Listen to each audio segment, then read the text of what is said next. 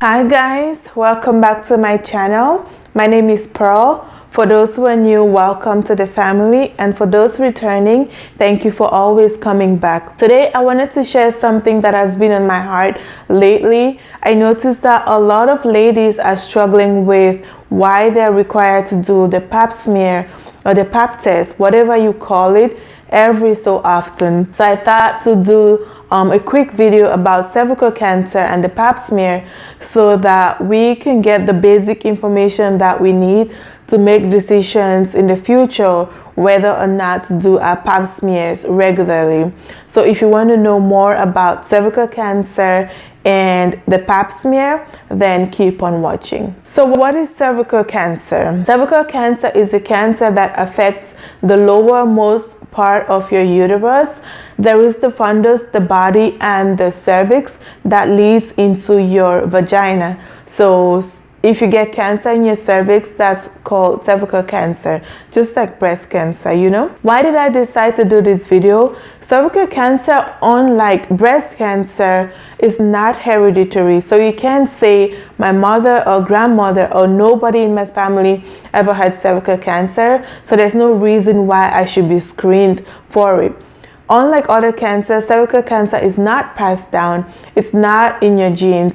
So it's actually something that you can control. So that's why I thought to raise some awareness about this topic on my YouTube channel. So what's the burden of cervical cancer worldwide? So I looked up some information from WHO website. Cervical cancer is the fourth most common cancer in women. There were 570,000 new cases of cervical cancer in 2018 alone. So you can imagine that has probably gone up. Cervical cancer accounted for 7.5% of all cancer deaths in females in 2018. Cervical cancer caused over 311,000 deaths in 2018 alone, 85% of which were from the low or middle income countries. And if you think about it, why did that happen? Cervical cancer, like I said, is very preventable. So if you think about it, low or middle income countries either are not aware of these preventative measures, or they are aware but they just don't have access to these preventative measures. So that's why they had higher death rates from cervical cancer, because they don't catch the infection early enough to prevent it from becoming a full-blown cancer in an advanced stage where you cannot treat it. So if cervical cancer is not caused by, it's not hereditary, what causes cervical cancer?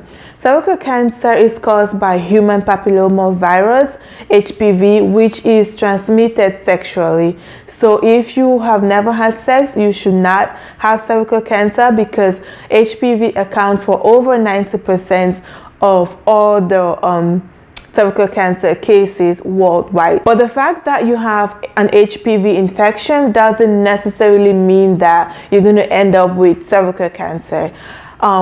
Actually, most of the HPV infections are cleared by our immune system. So if you have a robust immune system, your body should be able to fight the HPV infection off.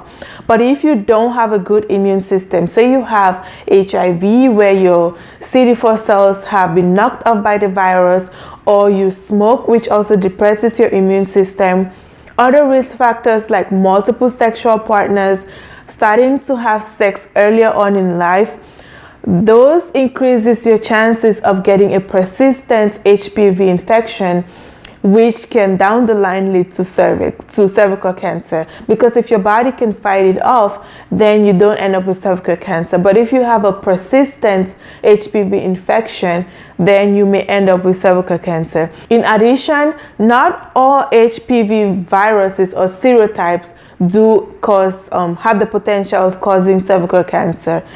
It's mostly the serotype 16 and 18 that cause cervical cancer. So if you have some other types, you may not end up with cervical cancer because they are considered low risk HPV serotypes. So now that we know what's causing cervical cancer, how do we prevent it? First of all, if you're not having unprotected sex, you should not be getting cervical or HPV infection and cervical cancer. Also, there are two main other methods that are used to prevent cervical cancer nowadays. At least I know they're available in the US. First up, there is the HPV vaccine, which is available for those between 9 and 45. So anywhere between that age, you can get your HPV vaccine.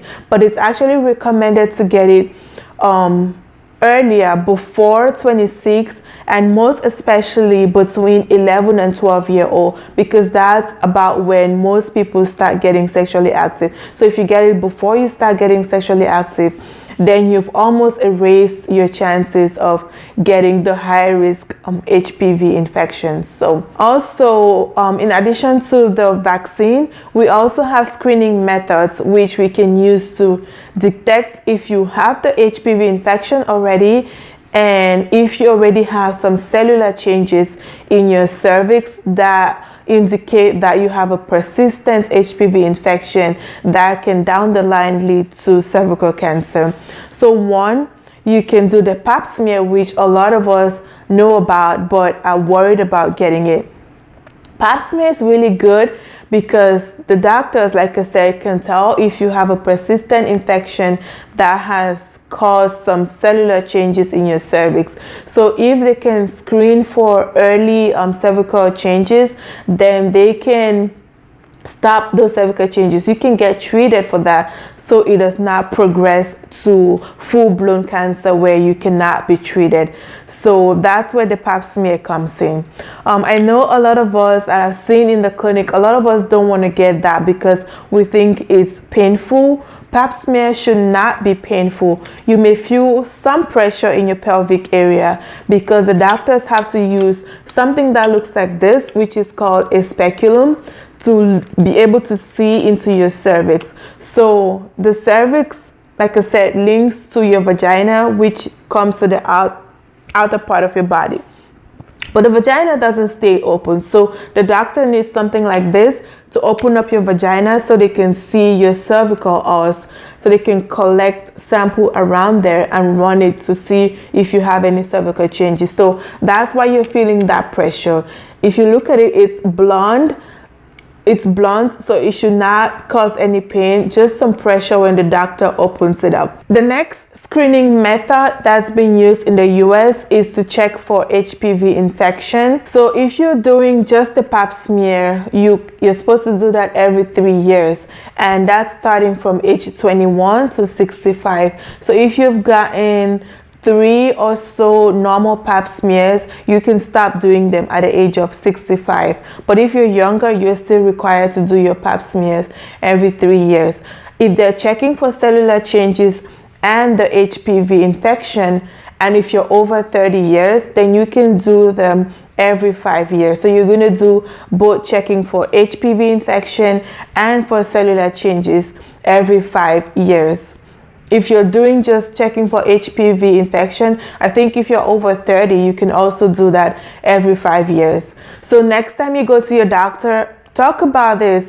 Let your doctor explain to you, based on your personal situation, how often you're supposed to do your Pap Smears.